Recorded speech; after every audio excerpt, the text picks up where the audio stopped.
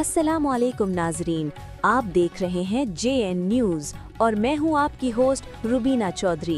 सबसे पहले नजर डालते हैं आज की अहम खबरों पर।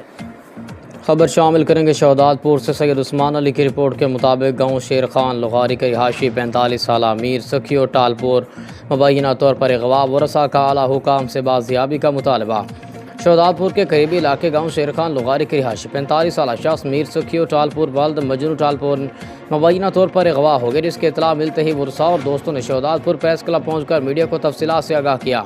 इस मौके पर मगवी के करीबी दोस्त नजमुद्दीन निज़ामानी ने मीडिया से गुफ्तगू में बताया कि कल शाम 5 बजे उन्हें अचानक मीर सखियो टालपुर की फ़ोन कॉल मौसूल हुई, जिसमें उसने इंतहाई घबराई हुई आवाज़ में बताया कि कुछ नामालूम अफराद उसे अगवा करके ले जा रहे हैं, लिहाजा उसके घर वालों को फौरी इतला दी जाए। जिसके बाद उन्होंने फौरी तौर पर वरसा को वाक़े से बाखबर किया।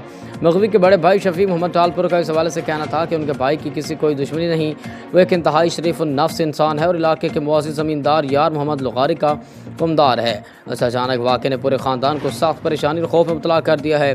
मुतासरा ख़ानदान ने IG सिंध और मुतल्लिक़ा इदारों के आला अफसरान से पुरज़ोर मुतालबा किया कि इस मामले का फौरी नोटिस लेकर मीर सखियो टालपुर की बाजियाबी के लिए हंगामी बुनियादों पर इक़दामात किए जाएँ ताकि वरसा में फैली बेचैनी ख़त्म हो सके।